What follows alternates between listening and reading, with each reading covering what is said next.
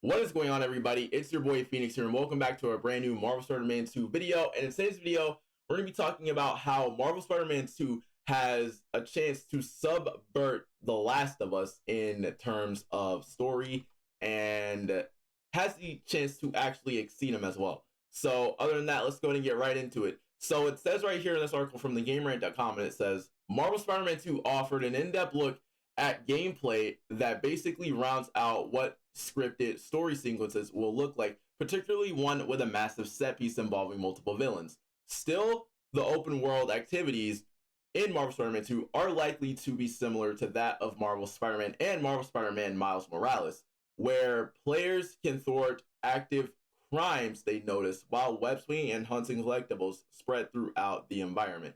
It will be interesting then to see how this is structured between two playable Spider-Men.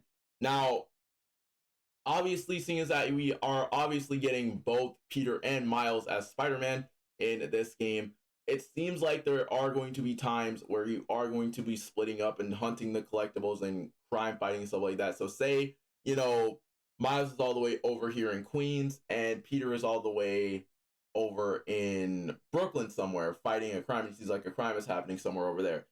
Now, there's a chance that with that crime being there, you can obviously play as Peter, obviously get that done, swap over to Miles, see if there's a crime over there. You're pretty much going to be doubling down on the crime and hunting the collectibles as well. But following that, it says, the presumed premise here is that some side quests will be exclusive to Peter Parker, while others will be exclusive to Miles Morales. Some will be available to either Spider-Man, and main story quests will be exclusive to one at the start, but swap between them both periodically. How this happens was revealed during Marvel Spider-Man 2's gameplay reveal, where at a certain point the player will be prompted to press an input and swap to the other Spider-Man wherever he may be. This gives Insomniac a rare opportunity to follow in Naughty Dog's inspired stride, which, as you guys know, if you guys don't know, Naughty Dog is the creators of, classics such as Jak and Daxter, The Last of Us, Uncharted. They have a chance to follow in their footsteps by allowing that character swap. So you guys know in The Last of Us, you had a chance to do a character swap, but it was pretty much an automatic character swap. You had Joel and you had Ellie. You had an automatic character swap, and after that, in part 2, they continued that, and they did Joel, Ellie, and Abby. Now, obviously, they do have an opportunity here to follow in their footsteps, so I feel as if they are going to do that because the character selection and the character swapping seems way better in that game. But following that, it says, Last of Us is incredibly character-driven in the sense that its narrative is progressed through character interaction, and how Naughty Dog marries gameplay with the story in this way is profound. There are multiple instances where players will be engaging in the same interactions as they normally would, and then they are upended suddenly, and how NPCs are designed to behave based on the context of events occurring in the story make it feel remarkably immersive. This takes what could easily be a repetitive input prompt and makes it dynamic for the player in a way that correlates with the emotional story. This takes what could easily be a repetitive input prompt and makes it dynamic for the player in a way that correlates with the emotional story beats that are resonating between Joel and Ellie. Now, because of Marvel Spider-Man 2's nearly instant character swap feature, it is entirely possible that the same sort of subversion could occur between Peter and Miles. Now, obviously, that being, with the fact that Miles is going to be doing most of the work, and Peter's probably gonna have to end up protecting Miles.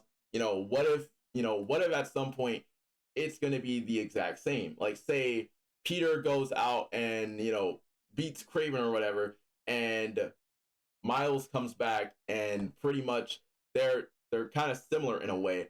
These things are kind of similar, by the way. I just don't know how to word it, but obviously, you guys don't understand. You guys know what I'm saying, but pretty much, what if there's a chance that that could happen with Peter and Miles? Meaning that there's a chance that, we might see Peter do something insanely rash with the black suit, like, break somebody's bone apart or whatever. And you just see Miles there just in shock or whatever, just noticing that his behavior changed like after Peter did that would be honestly one of the worst things that I would see Peter do, and Miles would be sitting there questioning everything up until that point. But following that, it says, because this was introduced as a mechanic at all in Marvel Spider-Man 2, fans can already assume that they will be prompted to switch to and from each Spider-Man frequently in scripted sequences. Likewise, these are moments where control is switched to the other Spider-Man without the player being prompted to initiate the swap, such as when Miles rescues civilians on a boat and Peter continues to pursue Kraven. Now, we already know for a fact that they are doing that in the gameplay because that's an automatic character swap. There's no question that's an automatic character swap because that is a scripted sequence that requires both of them, because you start out as playing Peter, and after that it goes to swap over to Miles, and after that you are then, being remorse to play Miles after that whole entire scripted sequence. After that, you are being able to swap to Peter while Miles is saving everybody and while Miles is on the boat.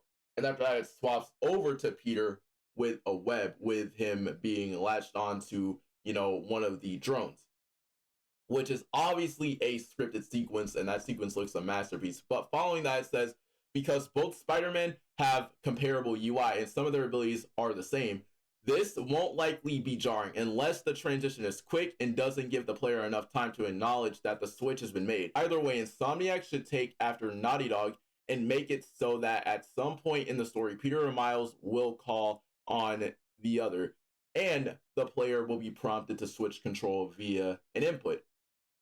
Now, obviously, with that, I feel like they should honestly do that because, as you guys know, in The Last of Us Part 2, you are forced to acknowledge the swap that you swapped over to Abby as soon as you get to the theater part. As soon as she comes to the theater, you gotta swap over to Abby, which means that you're gonna be in control of Abby for the remainder of the game. Now, what if the happening where, they don't acknowledge your control, because as you guys said before, and as we see in the gameplay before, that is a certain set piece where you're gonna be swapping between Miles and Peter back and forth with that. So honestly, that could also be the case with that, because as you guys saw in the gameplay, they did acknowledge that they swapped because of the input. Now, that I want to see, but following that, it then wraps up with saying, then the screen should remain on the Spider-Man with the prompt seemingly not working before they panic and wonder why the other Spider-Man isn't responding. The most plausible case of this happening would be if Peter is not responding while he's emotionally compromised by the symbiote, leaving Miles alone to handle whatever is going on. Now, I do agree with this because of the fact, we are getting the symbiote storyline, like I said, and with the fact that we are getting it, there's going to be at some point in the game where Peter isn't going to be responding to anything that Miles is saying, or say if Miles calls Peter, he's not going to be able to, answer because he's dealing with something else. Because as you guys know, the symbiote is going to make Peter a little bit more ignoring whatever everything's doing. So there could be a scene where we see Peter ignore Miles completely, and he's probably going to be emotionally compromised by the symbiote as well. And at some point, he's either going to be taken captive by the symbiote, and the symbiote's going to be thinking we over I, which means that, at some point in the game, Miles is going to have to be, that Spider-Man that's going to be taking care of everything. But if you guys haven't already, make sure to go and hit that like button down below. Hit that subscribe button as well. It's your boy Phoenix. I'll see you guys later in a spectacular, Spidey, webtastic banger.